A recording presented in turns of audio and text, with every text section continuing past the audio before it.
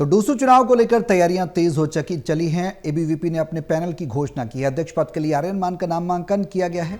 अब जो लड़ाई है वो एबीवीपी वर्सेस एनएसयूआई देखा गया, हालांकि एएसएपी भी है। Association of students of alternative politics यानी आम आदमी पार्टी का भी दल डूसू चुनाव में है। लेकिन डूसू चुनाव को लेकर अब एबीवीपी ने भी तमाम नामों की घोषणा की। अध्यक्ष पद के लिए आर्यन मान और उपाध्यक्ष पद के लिए गोविंद तंवर। इसके अलावा कुणाल चौधरी सचिव पद के लिए उम्मीदवार हैं। ये तस्वीरें भी आप देखिए, एक एक उम्मीदवार की। संयुक्त सचिव के लिए दीपिका झा को उम्मीदवार बनाया गया है। विशाल सिंह हमारे सहयोगी हमारे साथ हैं। विशाल, क्या कुछ जानकारी है एनएसयूआई की घोषणा, उसके बाद एबीवीपी की घोषणा, क्या कहती है घोषणा है? जो नाम निकल कर सामने आए हैं उसके बारे में भी विस्तार से बताएं।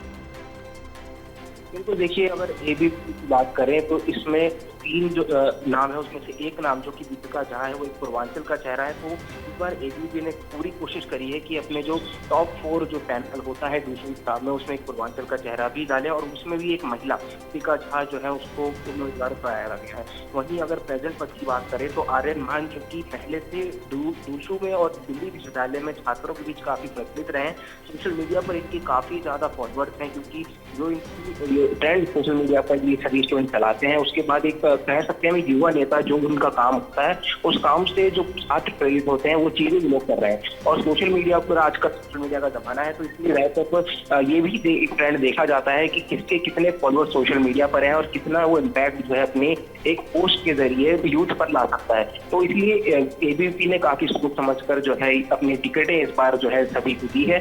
और क्योंकि एनएसयूआई से उसका एक बड़ा मुकाबला होने वाला है, पिछले साल उन्हें प्रेसिडेंट पद पर एक बड़ी हार मिली थी एनएसयूआई के सामने, तो इसलिए इस बार एबीवीपी ने काफी तैयारियां की हैं। और आज अभी थोड़ी देर में ही एबीवीपी एक जॉइंट प्रेस कॉन्फ्रेंस भी करने वाली है, जिसमें जो चारों उम्मीदवार हैं वो अपना अपना तर्क रखने वाले हैं। और साथ ही साथ ये उम्मीद जताई जा रही है कि जल्द ही जो घोषणा पत्र है एबीवीपी का छात्रों के लिए, वो भी सामने हमारे आ सकता है। हाँ विशाल, बिल्कुल डूसू चुनाव को लेकर सरगर्मियां तेज हैं, एबीवीपी की तैयारियां हैं।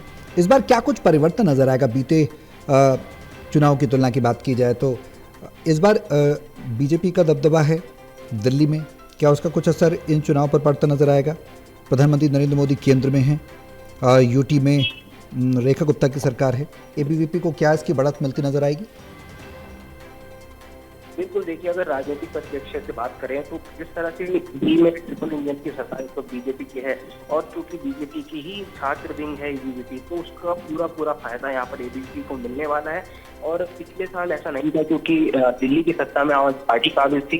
हालांकि उस दौरान आम आदमी पार्टी की जो छात्र विंग थी तब वो CYSS के नाम से जानी जाती थी। तब CYSS का जो है छात्र राजनीति में इतना दबदबा नहीं था। लेकिन इस बार क्योंकि आम आदमी पार्टी की जो छात्र है वो ASAP के नाम से आई है और वो अपना दबदबा कायम करने का पूरा प्रयास जरूर कर रही है। लेकिन यहाँ पर अगर मैदानी जंग की बात करें तो सीधा टक्कर जो है वो एबीवीपी का एनएसयूआई से ही अक्सर रहा है। और इस बार क्योंकि एबीवीपी को बीजेपी का भी कहीं ना कहीं सपोर्ट पूरी तरह से मिलेगा, ट्रिपल इंजन की पावर जो है वो देखने को मिल सकती है। हाल ही में सीएम रेखा गुप्ता भी जो है एबीवीपी के कार्यक्रम में पहुंची थी दिल्ली विश्वविद्यालय परिसर में। वहां पर भी छात्रों में काफी जो है जोश उत्साह देखने को मिला था, क्योंकि रेखा गुप्ता खुद जो है एबीवीपी से रही हैं और दूसरे पद पर भी उन्होंने जो है जीत हासिल करी है अपने समय पर, तो उसका भी भरपूर फायदा एबीवीपी को अपने चुनाव में मिलने वाला है।